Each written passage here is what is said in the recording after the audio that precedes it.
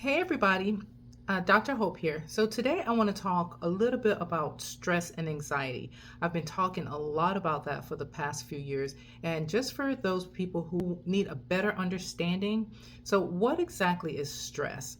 Stress is the body's natural response to a demand, right? Stress can be physical, it can be emotional, it can be chemical. Examples of physical stress may be a sports injury or a car accident or someone like punching you. Your body is going to respond by tensing up, and it can also cause injury to your body. Chemical stress, things like cigarette smoke, toxic fumes can be chemical stresses, things that we eat, foods with tons of preservatives, medication. Those are all examples of chemical stress. But the stress that I want to talk about is psychological or emotional stress. That's a huge problem. Now, when there are things that causes your body to initiate the stress response, basically what happens is your body is sent into the state of fight or flight, where your adrenal gland releases cortisol and it increases your heart rate, it tenses your muscles, increases blood flow, and it does all the things to help prepare your body to either fight or flee or run.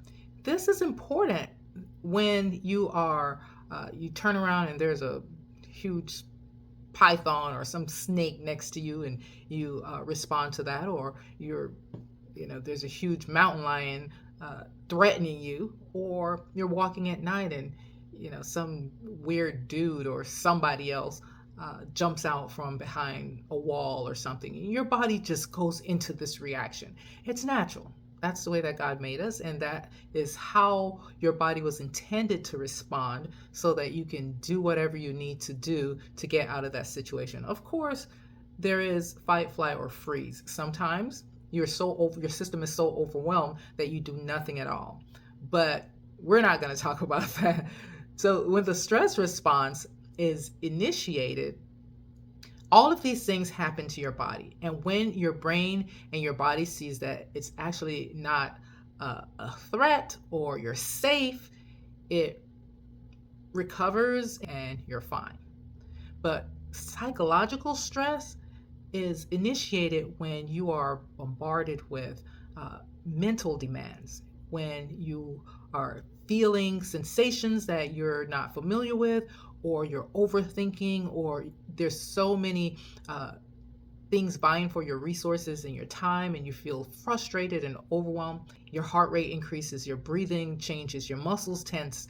But the problem is, in this fast-paced life, your body doesn't always have a chance to recover.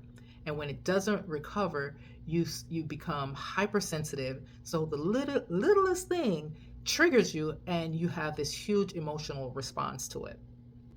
And just like stress, anxiety is a natural response to perceived danger or threat. It's okay to feel anxious when you're in a movie, watching a scary show or a scary movie, and your body starts to respond.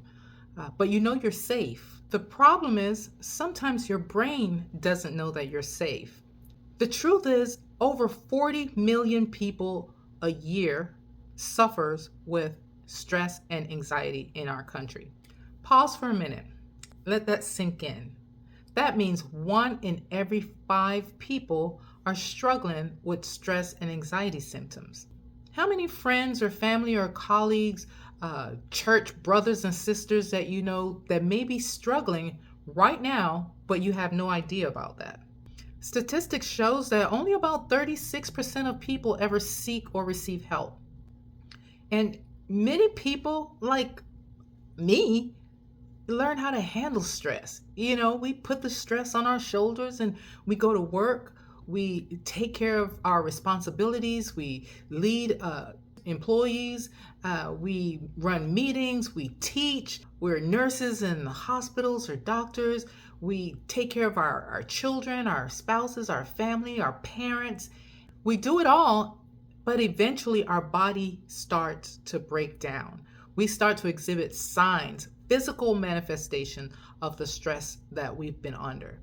We get insomnia, we can't sleep, we get easily frustrated, we are agitated, we're exhausted, burnout, overwhelmed, overcome with anxiety that we just always feel like something is going on in our bodies. Get weird sensations, muscle spasm, pain, headache. It can manifest in so many different ways. I've polled a variety of groups and people, and just even in my practice over the years, and I ask people, how do you know you're stressed? What does stress feel like to you? And their answers are all the same. They can't sleep. Actually, I'll read some for you. They feel tense in their shoulders, they're sore, they know that they're overworked, they can't focus, their head feel heavy, they start snapping at people, frustrated. They have stomach issues. They're restless, edgy, start overeating, and easily irritated, mad. And those are some of the things that people who are dealing with anxiety actually feel because you are living with this sensation. I was there. I dealt with chronic stress and anxiety and panic attacks almost every single day.